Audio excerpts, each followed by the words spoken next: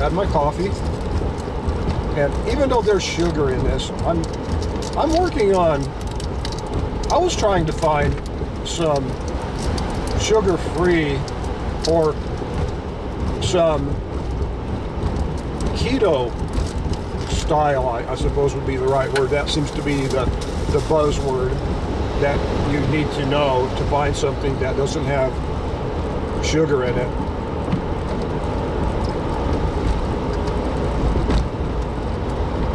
I was looking for some keto chocolate. I couldn't find any. Or I could find some that was like from Norway or something, and really expensive. And so I thought, well, fine, you know, what do I usually do if I want something but I can't find it? I usually build it.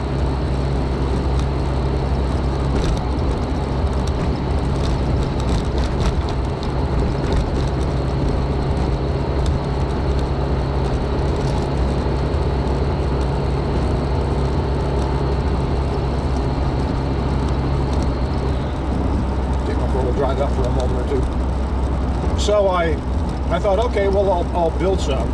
And I looked online.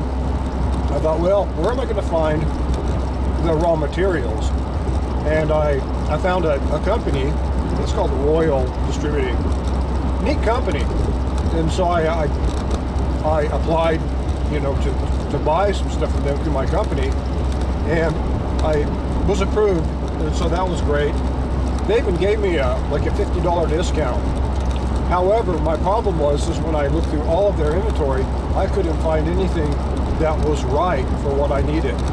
I needed something with no sugar in it. And they didn't have anything with no sugar in it. I don't know, maybe they did, but I think it was like 5 or 6 times more than the same weight. Basically, it's just pure cocoa powder, I guess.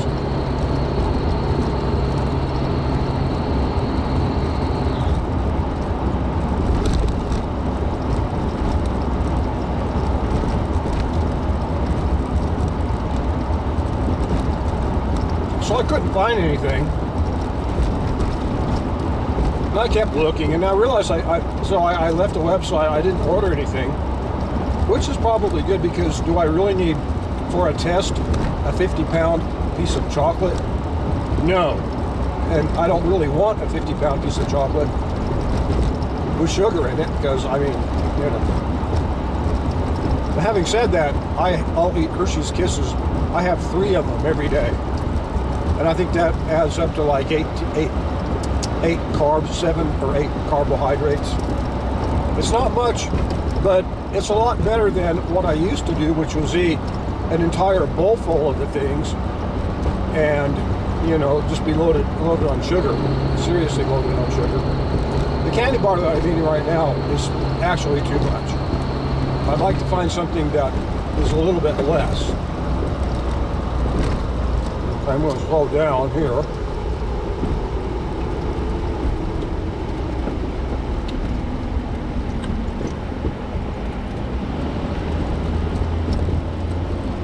Put my car back in 4-wheel drive. I actually got that to go at 25 miles an hour.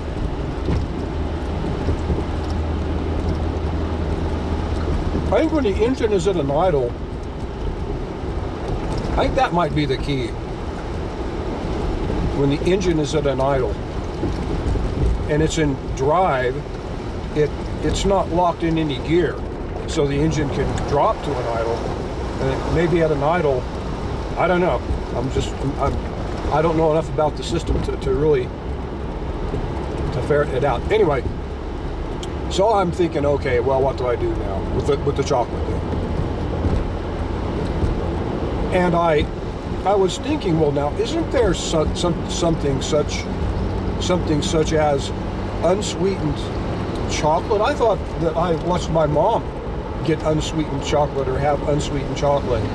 In fact, I remember as a kid stealing some unsweetened chocolate because it looks like chocolate. So it comes like a candy bar, right?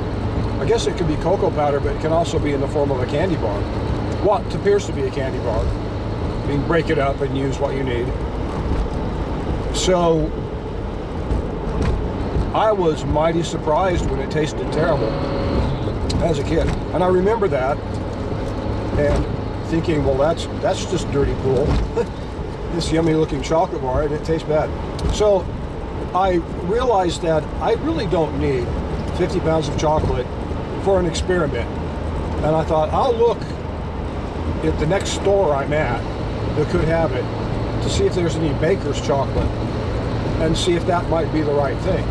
And I think it is, although there's a difference between milk chocolate and dark chocolate, and I don't know enough about it to know for sure.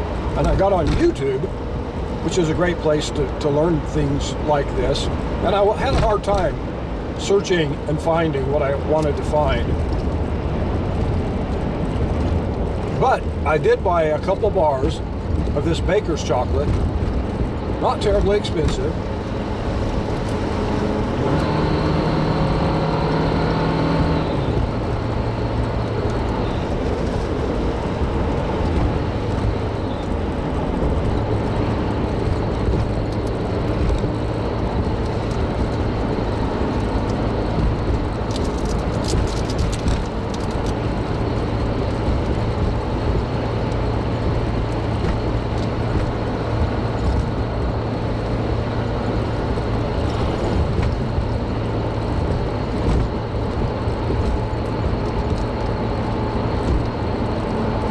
And last night,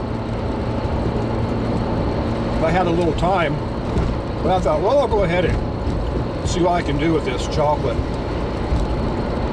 And I looked enough to think, well, my thought process is this. Milk chocolate probably has milk in it, right? So I heated the chocolate up in a little double boiler gadget that I've got, so I don't burn the chocolate. And I put milk in it and stirred it until it got thick, and then I added xylitol, which is sugar alcohol, and I added that. Got his blinkers on. I added that,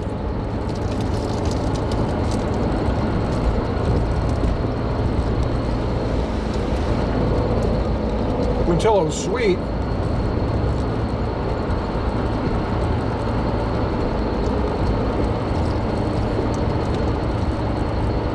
I probably added too much xylitol because I think it's a little on the sweet side, but I'm experimenting, and at least I'm experimenting with just a little dab, and not 50 pounds. So I'm going to go ahead and turn my headlights back on.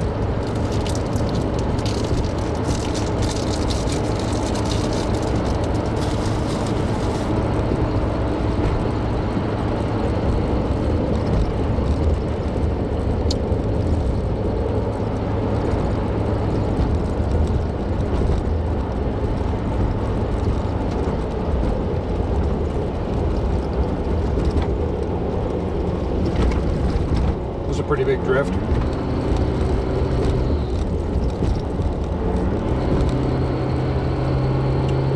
It's blowing more from the south than it usually does.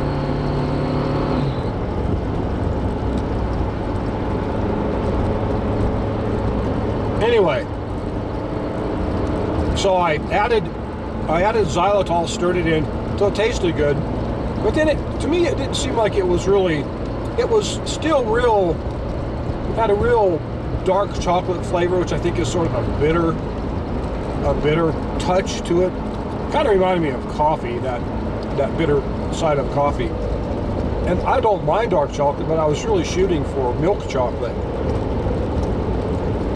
So I thought, well, if milk is what people add to this, or cocoa butter, I thought, well, I've got cream, heavy whipping cream. I'll add a little bit of heavy whipping cream. So I probably added about an ounce, maybe an ounce or two of it to the mix and stirred it in. And it mellowed it out a little bit. And I thought, well, this isn't terrible. So I'm going to go ahead and I cooked it for a little bit longer until it seemed like it was firmed up a little bit. And so then my next test was, well, how does it taste? Well, it's not terrible. I mean, it's good.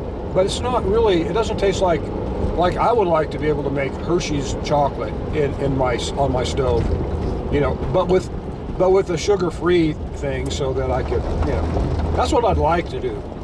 Well, I have a feeling that they pay chemists and technicians and whoever a whole lot of money to do what they do, and they've got specialized equipment. They have, I mean, that's what they do.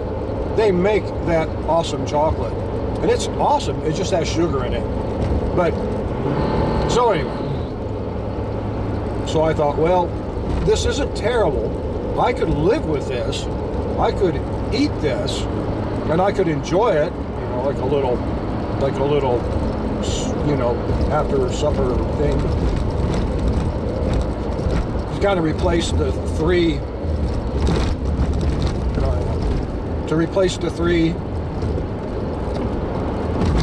Hershey's Kisses that I have today. I mean, I don't have a lot. I don't need a lot. Anyway. Oh, that doesn't look like fun. That guy was pulling a car. I don't know if you could catch that.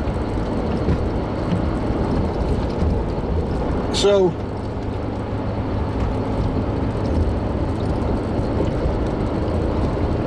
I poured this out on a pan, because my next test is now, well, is it gonna firm up?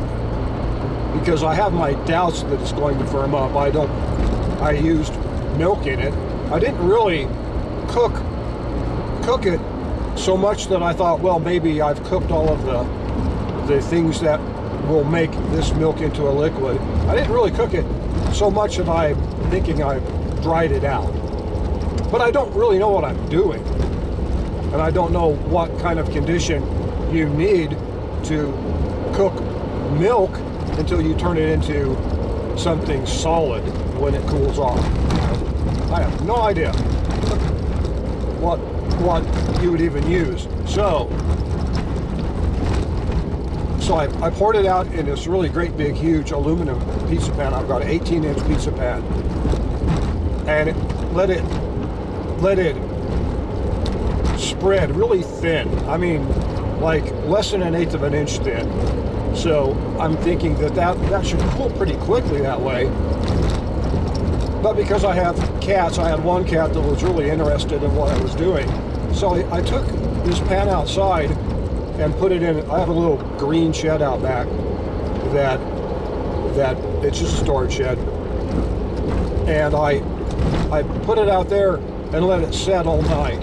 I did go out at some point in the evening to take a look at it, and I touched the surface of it, and I was able to leave a depression where I touched it. It seemed like it was thick, but still syrup. So I have a feeling that I'll probably not have anything that I can really use. The temperature's not that cold. It may not even freeze, but is that a car? No, I don't know what that thing is. There was some orange thing in the road, or in the bar ditch. It looked like some kind of retainer kind of thing or something. So anyway, I'll probably have to scrape it back up with a spatula, let it warm up, scrape it up, drain it into a bowl. I mean, where it's setting is good. It'll stay clean, and it shouldn't be. I mean, it's cold. It's not like it's going to spoil. There's no creatures that are going to get into it. Or if there are any creatures that live out in that shed, they've got to be pretty tough, and I've never seen them. So, and if there were creatures, I would have evidence, right? Like paw prints made of chocolate, you know, bite marks, you know, scratches. I mean, weird stuff. I would know. Anyway, so that's probably where I'm at with that. I have a feeling that I've done my opening salvo, and that I have learned a little bit, but that I have not succeeded in what I want to do. I do have another chocolate bar though. When I was a kid, for some reason, I remember this.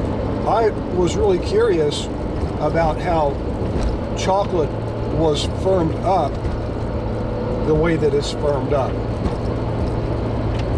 2:30. Okay, we're on 2:30. Not 1:30, but 2:30. By the way, we're in Wyoming now. We have just entered Medicine Bow. Speed limit is 65. I'll probably not be doing that today. It's gonna take my time.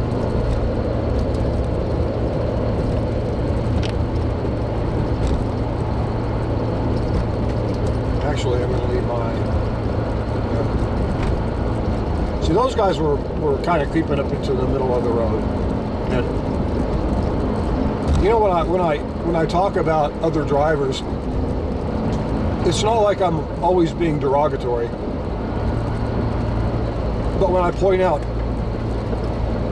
when I'm able to point out something bad that they're doing, it's not that I don't do the same thing. It's just that I'm pointing that out. You know, so there must be something going on here. I've got people. Maybe there's a wreck up here.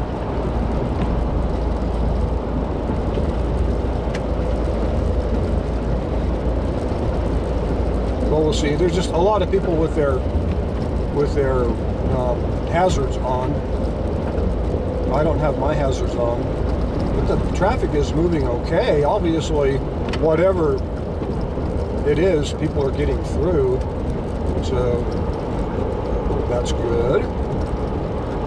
So we're now at the Colorado. I think Mountain Home is the town. If it's a town, it could be a post office here.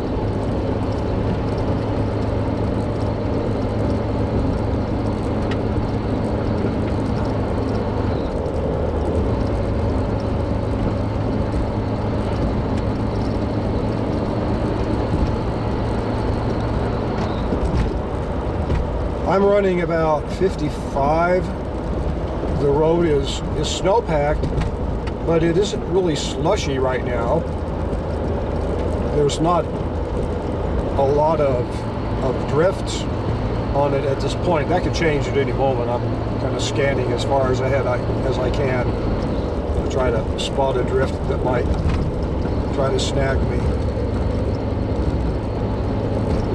So my chocolate experiment it's really my first one's a failure, I believe. But what I think I can do is I think I can keep that chocolate and use it, like I make homemade ice cream when we do a family thing. That's kind of, if I'm going to someone else's house, that's my first go-to thing. I'll make ice cream. If they're coming over to my house, I'll usually make pizza. And I might make ice cream also, but the idea is that I have an ice cream maker and I like to make ice cream. And I do a pretty good job of it and people appreciate it. So that seems to be my role presently in our family get-togethers. Sometimes we have so much family there, I've got to make 2 batches of ice cream.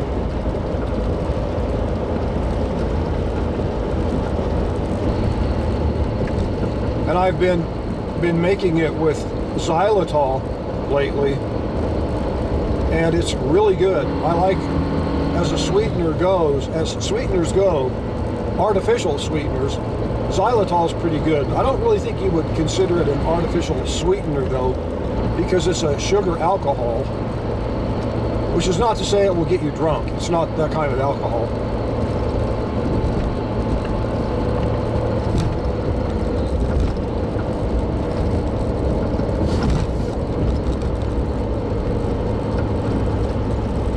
I do use that in my coffee. I have sugar at the house, but I mainly use it, well, occasionally I'll use it for ice cream. But like I said, I'm trying xylitol just to see, you know, how it is. But I mainly use sugar when I make something with flour. Now, I know that flour is a carbohydrate. For those of you that know keto, and yeah, you busted me. However, I do low carb. I try to stay away from as much carbohydrates as I can, so that the few carbs I get aren't that much. Like, for instance, I ate this candy bar.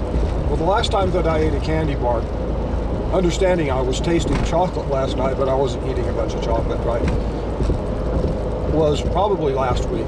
So I try to stay away from it. But I like pizza. I don't like cauliflower dough. I don't like any of the completely non-flour doughs. They're just yucky. And not only that, but I think that a small amount of carbohydrates is tolerable, at least for me. You know, maybe some people can't tolerate any carbohydrates. I guess it just depends on where you're at, what, you know, how your body reacts to this food. And I think most people, what I'm seeing is that most people, like I did, started out eating the regular American diet. No matter where you're from, that's basically the diet around the world, other than in places where you know the popular culture hasn't sunk in. So there are some places where it isn't, but I think most people, you know, that's what we have. We go to the grocery store, and really, you're served up carbohydrates, and you're pushed towards carbohydrates, and you're shamed. Typically in society now, you're shamed if you eat meat. So the sad thing about that is that's really that is the best nutrient we have, is meat. Really, fat is our best energy source, but the protein in meat has got a lot of the building blocks that we need. And I think that dairy is extremely good. Dairy has gotten a bad rap, and I mentioned it in one of my videos just briefly, that I've noticed that even people that are keto enthusiastic, right, are a little bit weird about dairy. Not all of them, it's just some of them, but I think dairy has got a really unearned reputation, and I think it comes from the same place that the anti-meat sentiment comes from, and I don't think it's real. I don't think that the criticism of dairy stands up, I guess is what I'm saying. Maybe it does, but I don't think it does. And my reason and logic behind that, which I've stated before, is that if you believe in God, well, even if you don't believe in God, mammals make milk, people make milk, and milk gives a baby every nutrient that it needs as it's growing up. Now, at some point, you know, this little creature is weaned off of milk and eats other things. However, the milk had everything that it needed to grow, every part of its body. So I'm sort of at a loss when people say, oh, dairy is not that good. And not only that, but I sort of justify some carbohydrates, because what do we got going on here?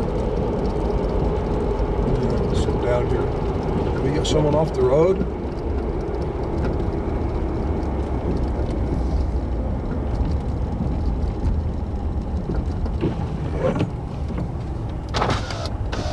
How you doing? There's crashes on the hill.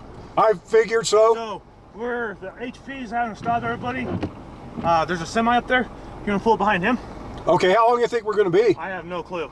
How many crashes? It's been out, and then dumbasses were coming up too wide, trying to get around the parked ones. So I have no idea. I know there's a bunch up by Steamboat. I mean, getting up there's a bunch of people off the road there too. Yep. So all right. I have no clue. We were helping. There was about 24 vehicles in front of us. We had sand on our truck, and so we threw sand down in front of tires and helped them get going. And the HP sent us to the top of the hill and just said stop traffic. Okay. So there is a guy down there in Memphis. He's in radio contact, so when he says good to go, you can go, but otherwise just, if you would. I guess it's going to be a fun day up here, huh? Yep. Alrighty, thank you, sir. Have a good day. You too.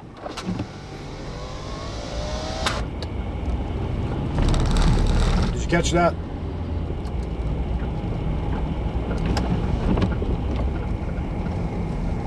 So, my hazards on.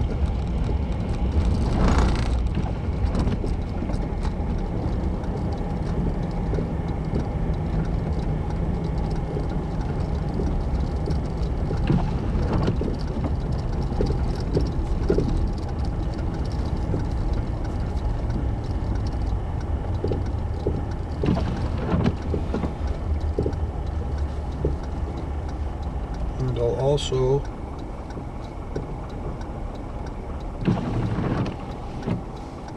do that.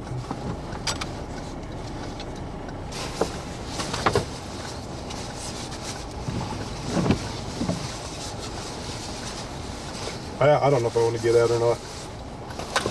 Anyway, where was I at? The keto thing, yeah. So yeah, I'm mulling over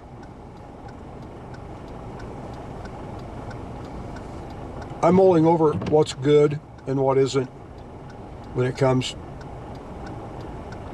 to keto.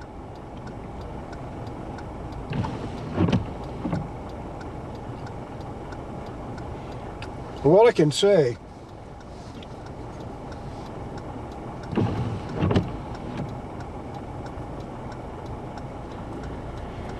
say from my own experience, which is important, you know, I mean, people I know with the post-COVID thing, they're all like, the medical establishment was all down on anecdotal experience. Well, I think that's just freaking ridiculous. I think that anecdotal experience, if you think about it, is probably one of the most powerful forms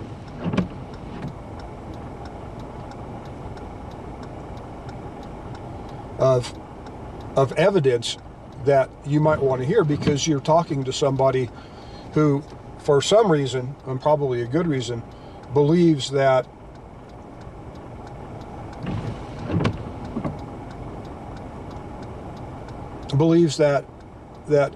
whatever this is that they've gone through has either been helpful or not helpful. I mean, they're relaying their experience. That's what I'm doing here. I'm not trying to be a cheerleader for anything that I don't believe in. I'm just, you know, my point here is to just tell you my experience. And my experience was, before keto, digestion, awful bad. Looks like we might be getting cut loose here. Yeah, before my experience with keto, my digestion was bad. I was using lots of fiber. It was getting more and more and worse, and it didn't make sense to me. And my only feeling about that at the time was, well, I guess I'm just, you know, getting older, and so this is what happens when you get older. I saw my dad do this, you know, go through this. So, oh, this truck's coming through. Well, we'll see what we got. And that truck's coming through. And that truck's coming through.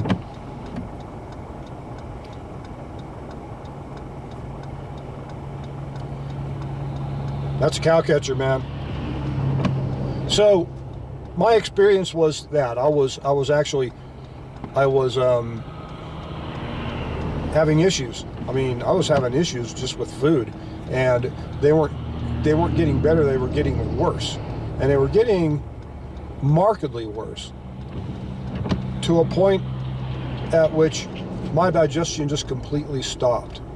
It completely stopped. That isn't good, you know, because digestion it's like a, you know, it works on things moving in and being changed and moving out. So if that process is stopped, then, you know, you have trouble. And so before I went to the doctor, before I, you know, went that whole route, there were people in my family that were talking about keto. I think mainly my older sister Sue was talking about it, but then also other people. And I thought, well, you know, I'm going to try this and we'll just see. It won't hurt. I mean, what can it hurt to try? You know, right now, I mean, it's not good. So I tried it. I cut the sugar out. I cut the carbohydrates out, and immediately I got better. Immediately my digestion started working again. And since then I've improved quite a bit. My energy level is much better. I'm still lazy. I mean, when I get done with a job like this, I sit around, I'm lazy, but that's lazy. If I need to do something, I've got the energy to do it. And I notice that probably the biggest difference from going onto this high-fat, low-carb diet is that if I do a lot of strenuous activity, and I pretty much always do, I'm always doing something. It's shoveling right now. This is a pretty serious winter. So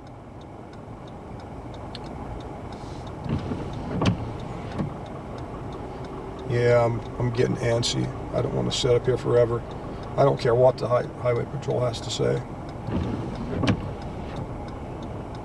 And this guy's just saying, screw it. He's just going to go.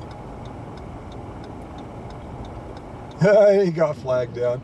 He's like, screw you, I'm still going.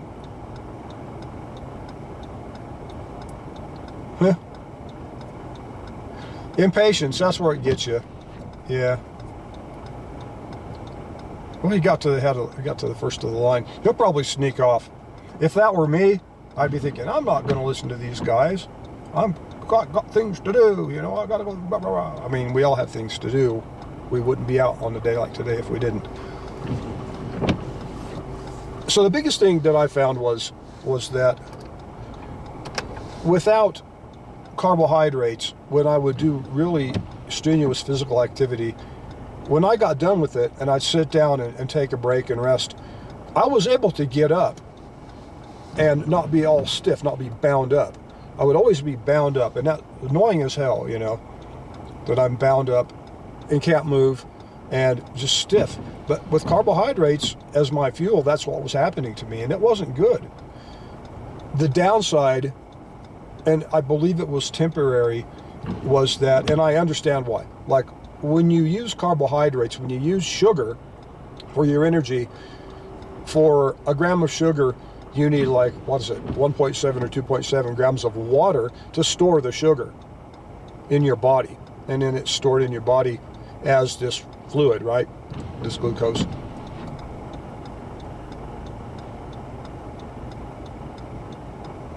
Look at it. Turn that light off. So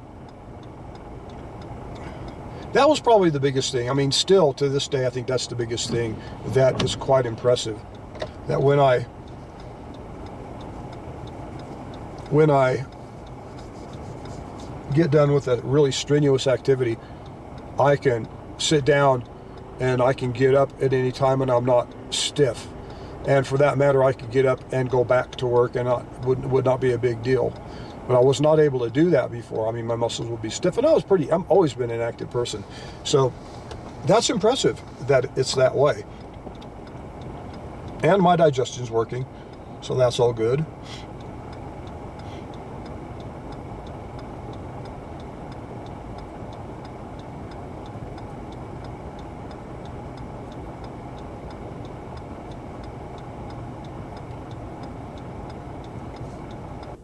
I shouldn't need them. So, yeah, that's my keto story, right?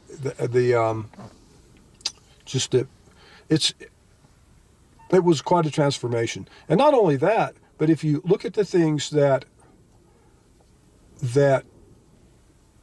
are attributed to a sugar-based diet, it's pretty bad. And if you notice that death rates have gone, that the survivability, your age, the age that people survive, or the age that people die. Let me try to be more. Let me be right about this. I can't think of the right term. The age that people die has gone down in the last few years. It peaked. It's going down again. And also, when I was a kid, there were very few fat kids, right? They were the anomaly in class. It was like, well, yeah, he's a fat dude or a fat girl or whatever. It was real rare, and so, and of course, kids are mean. They're rotten little bastards most of the time. They're mean about it. They mention it.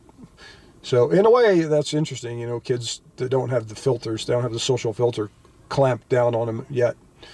And that can be annoying because of that. But they do see the truth. So there was very few fat people, fat kids, when I was a kid. Now there's fat kids everywhere. I mean, the majority of the country is fat. So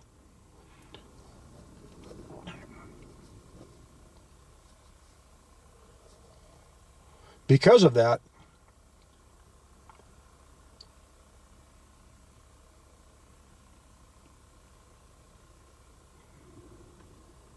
I wonder if we're being. No, I'm not seeing anything. This must be the truck driver.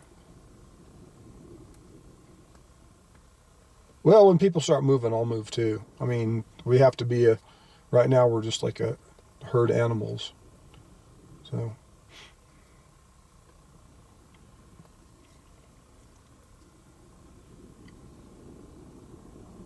Anyway, yeah, if you look at how life is,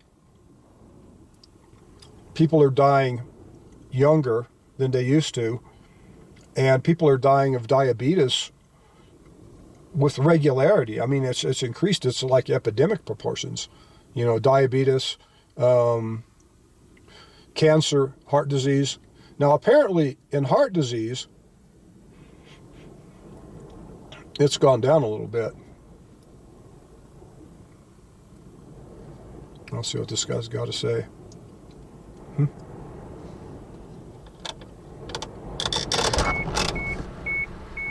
What a pleasant day! They're releasing the traffic now on the bottom too, so we can start going. Oh, great. Good deal. So now High Patrol's down there somewhere.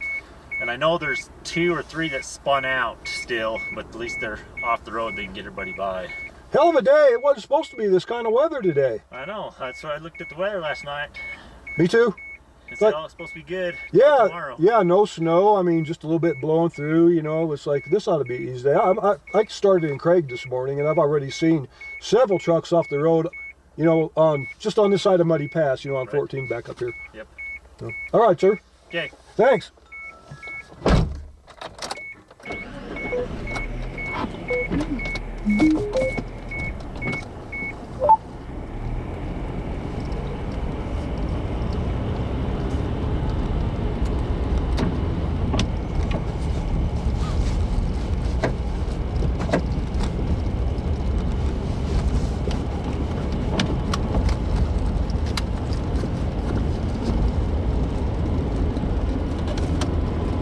So, looking at all this stuff, keto makes sense to me. It makes sense to me. And I watched my dad and mom die. I watched what they caught and what got them, and the things that the people that are pushing keto are advocating against are the things that I believe killed dad and injured mom. Now I think that my mom, it was a different circumstance with her. She died in her sleep last year, and it was apparently a myocardial event. And she was older, and before we really knew that much about the vaccine, she went ahead and she'd got the vaccine. You know what I'm talking about. She got the T, right? And then she she got the next cup of tea. We'll just say it that way. Sanity for Sweden, by the way, is a good YouTube channel.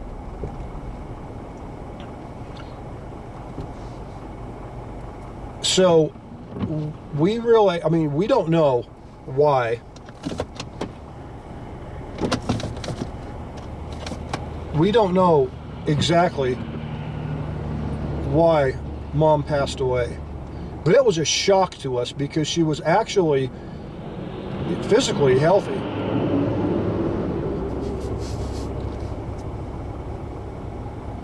And so, I mean, we don't know.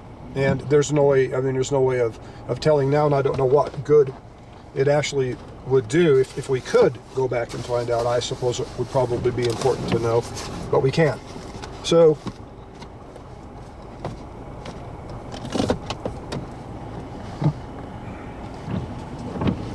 but watching what happened with my dad,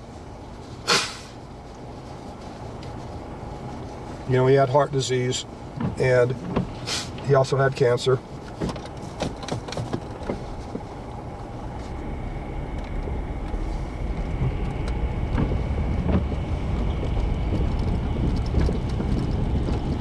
And I'm thinking that if it wouldn't have been, I'm wondering that would it have been a different outcome if Dad and Mom were both on a high-fat, low-carb diet, because they were really careful to follow the dietary guidelines, you know, and they're raising a bunch of kids. And so Mom was always careful, you know, when she would, you know, make food, and that's how how our family worked for several years anyway. It worked like families used to work, you know. Mom stayed home and, you know, she made food, and she was one busy lady because, you know, we had a lot of kids in our family. For people to look down their noses at women who stay at home and raise kids, you know, you guys don't understand what's really important in this world. So I pity you for thinking that kind of ridiculous stuff. Second gear, yeah, there we go. So,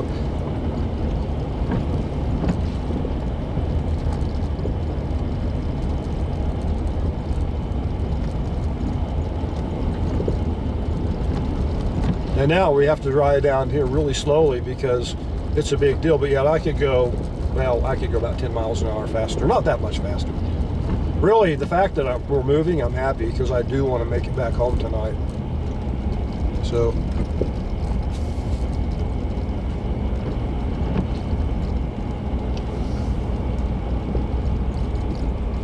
This is just how it works this is how society can work sometimes. We are going as fast as the first car, and the first car is going really slow, stupidly slow. So, but it's still better than sitting. So back to what I was talking about.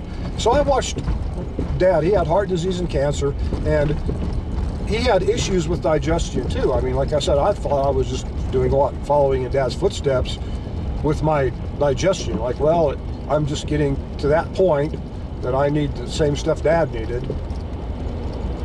So what would it have been like for Dad and Mom if they were on a high-fat, low-carb diet? I already know that the benefits of not having a bunch of sugar in your system, I mean, there's definite benefits to it that I've experienced. Apparently the scientists, real scientists, medical scientists, have looked into this, and glucose as a fuel has got a lot of side effects that fat as a fuel doesn't have. And while it may be true that our body does use glucose as a fuel, certain times and certain things, the body makes that glucose. It can make it out of fat. And another thing that I think, actually a couple things, seed oils are apparently really disastrous to use. You might as well apparently be using, WD-40, to fry your food in, or 3-in-1 oil, sewing machine oil. And I never knew this. I mean, I grew up on Crisco, not lard, Crisco. Well, now Crisco is gone. The only time I'm going to have seed oil is when I eat something like the candy bar I just had, and I'll have it then. That's it. Seed oil is dangerous stuff. I'm quite impressed with the nastiness of that stuff.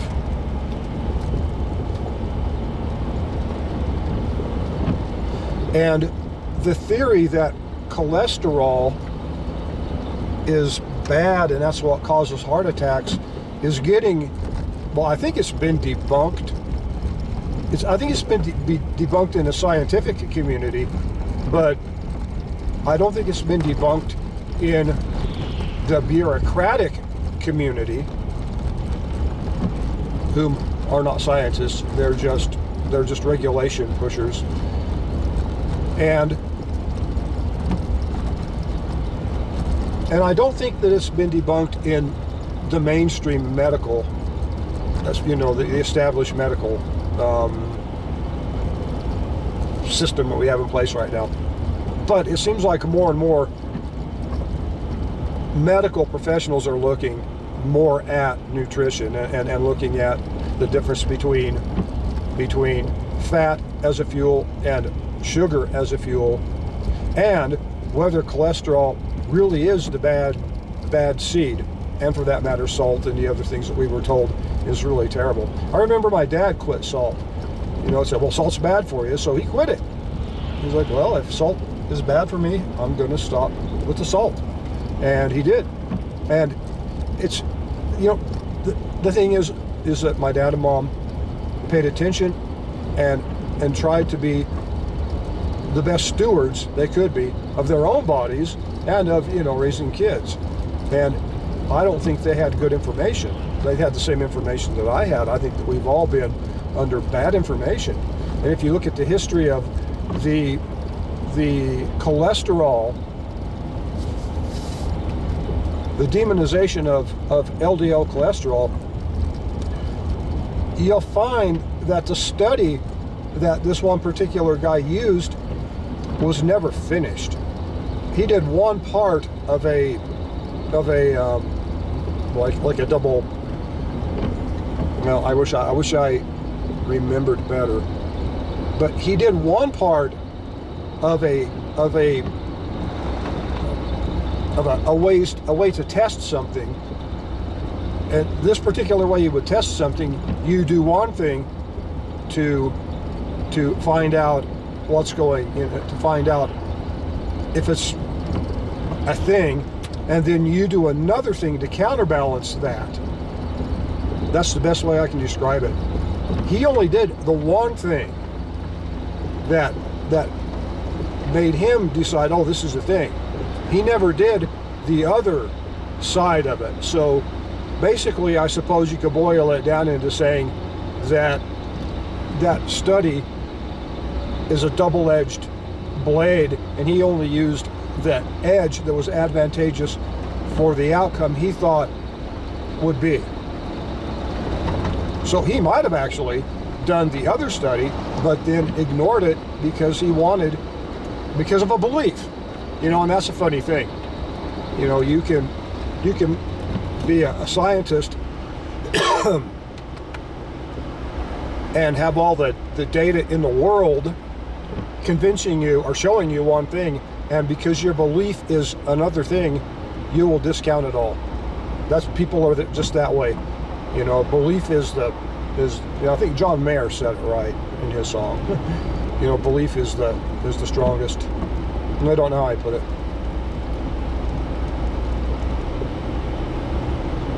Anyway, I've been kind of dragging on for a while here, and what time is it? 11? Well, it's not actually all that bad. I usually get out of Laramie around noon, so we'll be getting into Laramie around, well, not too bad really. This hasn't been that big of a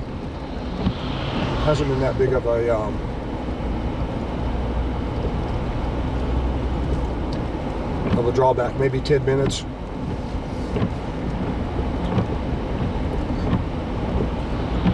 Anyway, back to this subject. So I just paid attention to what Dad and Mom, what they ate, and what happened to them, and I looked at what the keto people are claiming is evidence that sugar is bad for you, and I'm seeing exactly what they're saying reflected in how Dad and Mom live their life, and not only that, in how I live my life, and how my brothers and sisters and all the family, how everyone's living their life. And it's a wake-up call to me, because what it's really saying is it's saying that the government doesn't necessarily have our best interests as their goal. You know, maybe the government has their own interests as their goal, and maybe their own interests are, I don't know, enriching themselves by spreading a message that corporations have basically paid the government and advertised for decades a story that they want you to believe is true that actually isn't true. No.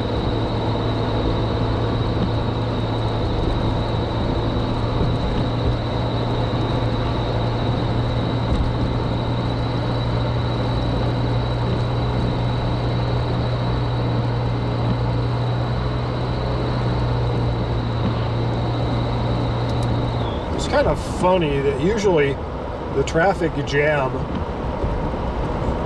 that you have to get out of on this road is coming from Laramie. It's not going to Laramie. And now here's the deal. I've got all these people in front of me. I don't know how fast they're going to go, but they're going to make this trip a big mess all the way to Laramie if I don't start passing some of these people. So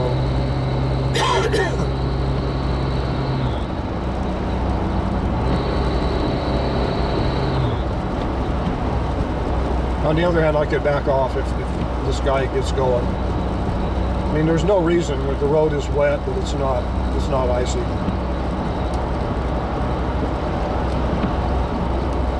He's starting to pick up the speed a little bit.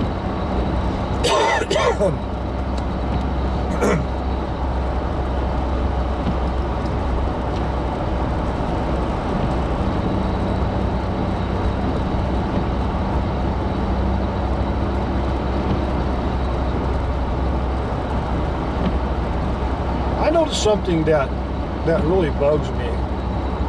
That is that when I come to Laramie lately, I develop a cough.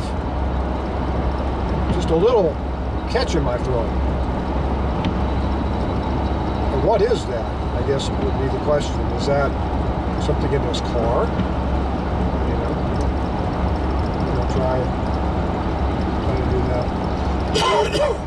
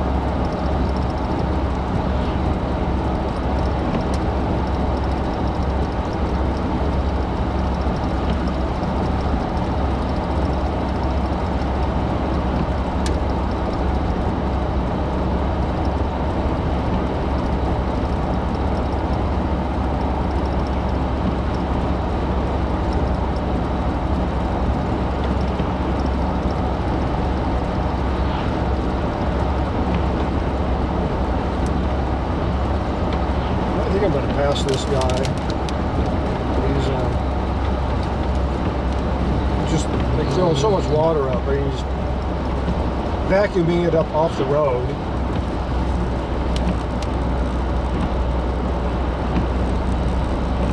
Where that big old trailer is.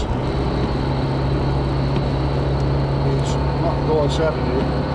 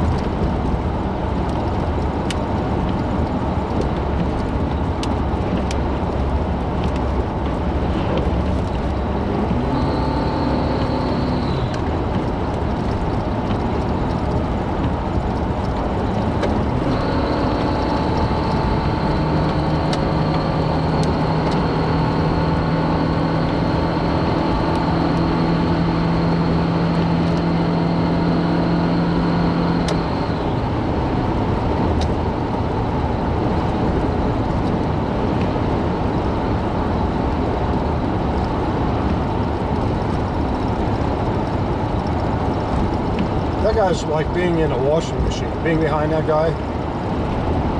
Now see how much faster he's going now that I got around it.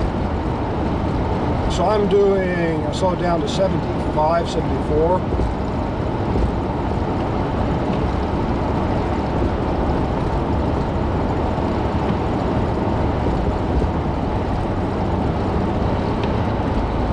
So now he's going as fast as I'm going, because I passed him. Why is that? How come his speed was perfectly okay under 70 until I got around him and now he's going faster? What is that? What am I missing? Is he saying, well, maybe what I'm missing is this. Maybe he thinks that if I'm doing 75, he can do 75 and not get in trouble, and he can follow me at 75. Maybe that's his thinking. People do this a lot, though. It kind of annoys me. He's starting to drop back a little bit.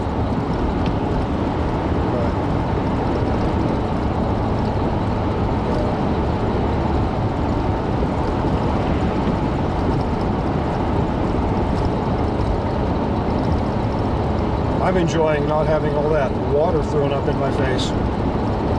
He was really doing that.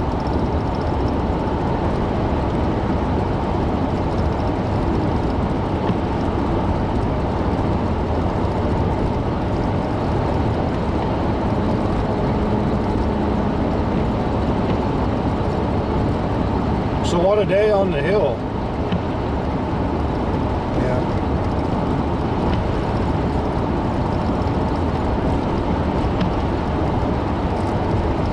I'll go that way. Other slow speed.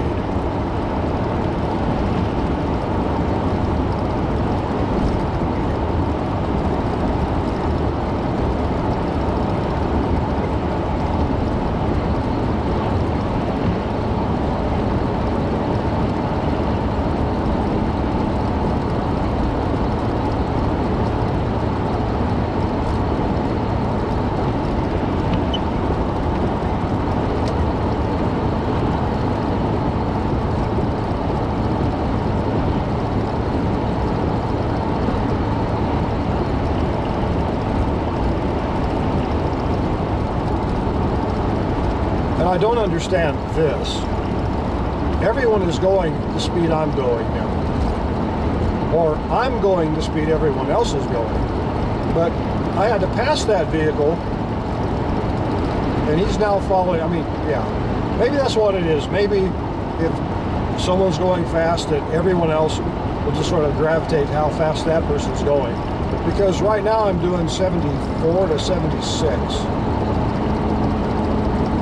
in a 70. And I don't like that. Usually I'm right on 70 or 71 coming here. People don't usually speed on this road, but here we are.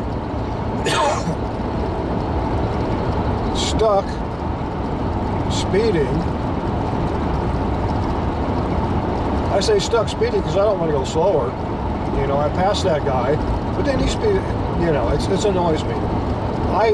In a perfect world, to me, I would say, if you're doing 65 for a few minutes and someone passes you, and now you speed up to 70 because they're going 70, well then you're a fucktard, and that really annoys me. And that's what these people are doing now. They're actually catching up with me. I'm doing 78 now. So I'm kind of annoyed. I guess one thing about it, we're making up a little bit of time, but really running 7 miles an hour over the speed limit for 20 minutes is going to get us in 2 miles, roughly 2 1/3 miles quicker, or something along that line.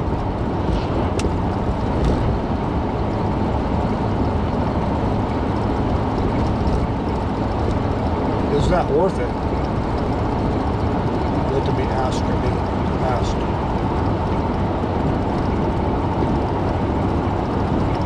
I also have a pretty good vibration going on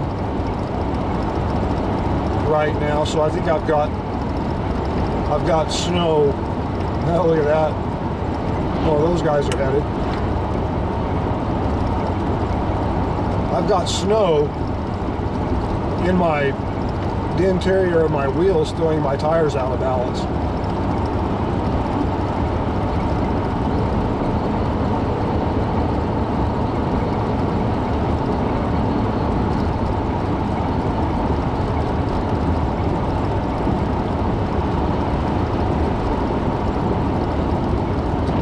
I really do like the plains out here.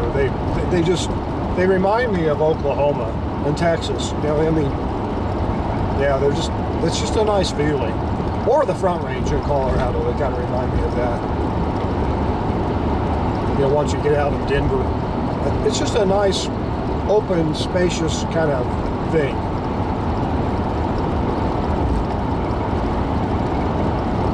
Now those guys must be making a lot of furniture. They've got a lot of inventory.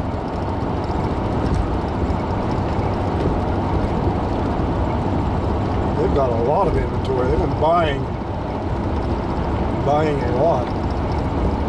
I'm not sure what they make, but I think it's the furniture. There are two places that do something with wood here. That's one of them, and we have another one coming up.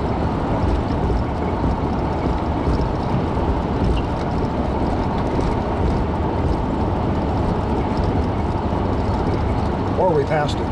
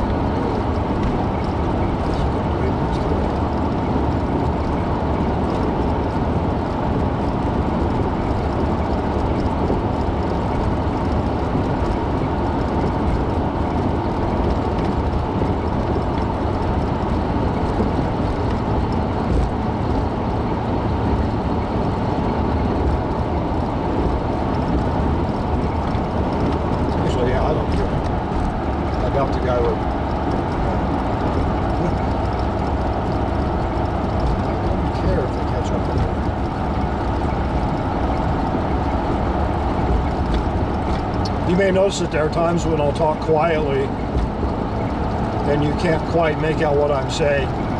That's my version of talking to myself.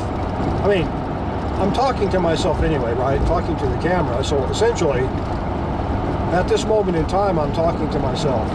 If you're listening, I'm now talking to you, and so I'm believing that I'm talking to a person.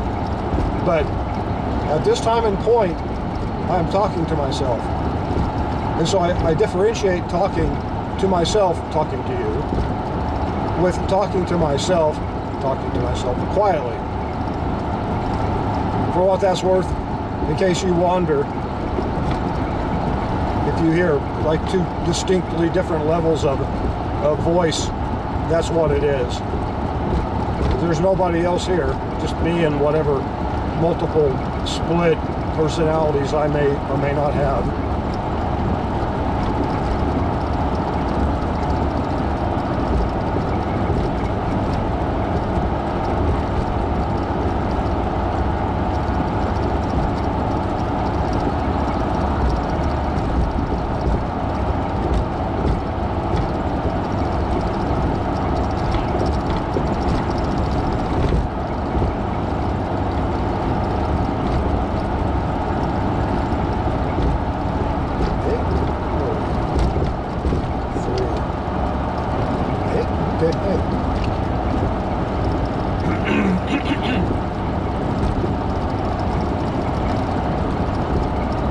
I believe the locals call this West Laramie. And really there are a lot of houses out here.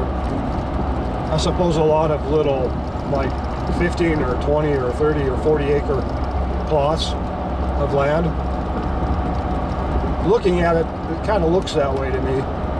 Like subdivisions with enough acreage to keep a horse, or have a couple of farm critters of some kind.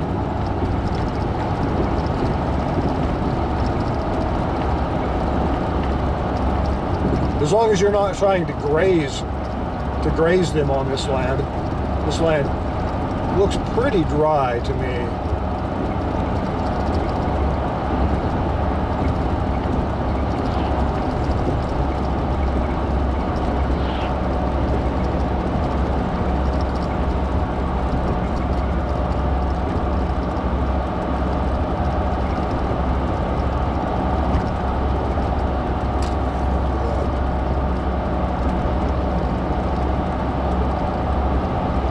This recording into Laramie. I really hate to stop one early for no good reason. So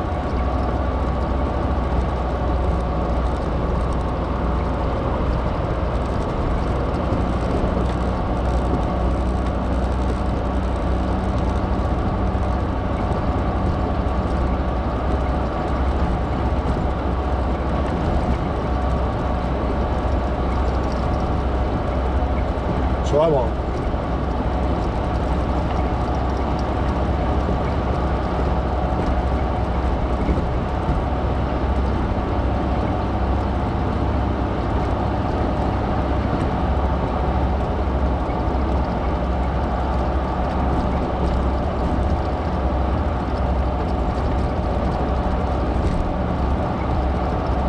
Yeah, the weather was supposed to be nice here.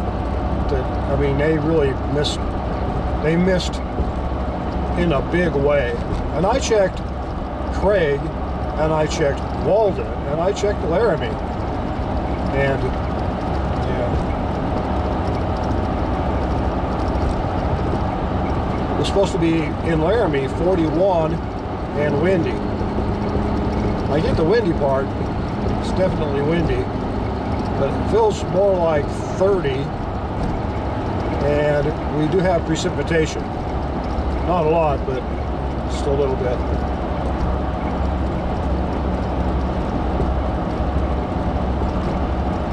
And there was supposed to be no accumulation.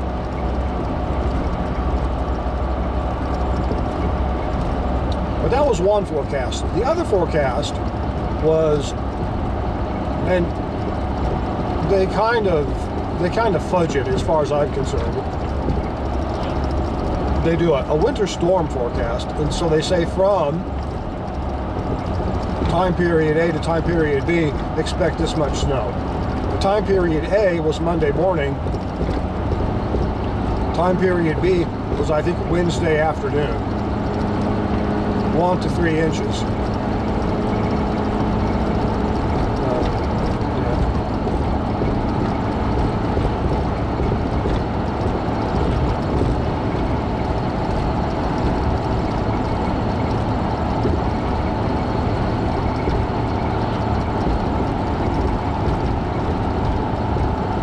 we haven't got 3 inches yet. Although in Steamboat, I mean, areas like I said earlier today, they've got 6 inches easy.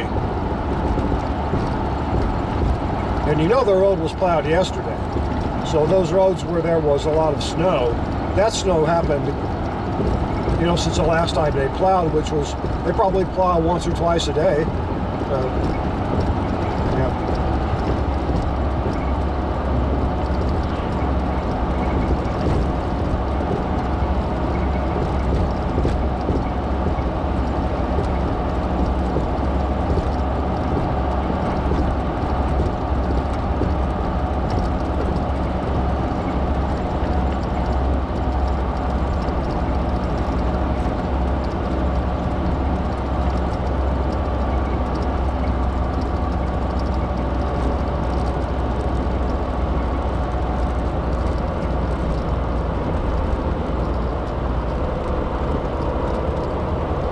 Alrighty, here we are in Laramie.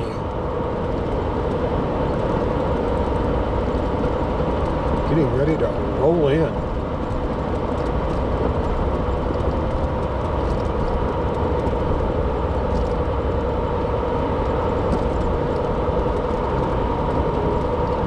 Following a dirty car wash.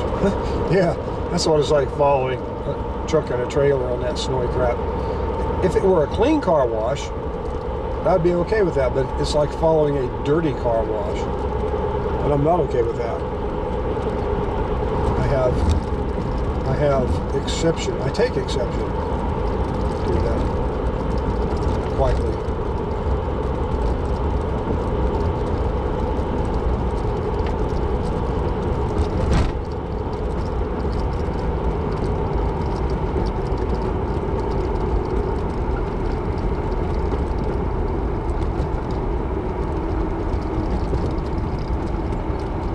Putting de-icer on the road. I'll bet you that's what that guy's doing. So they're anticipating some weather.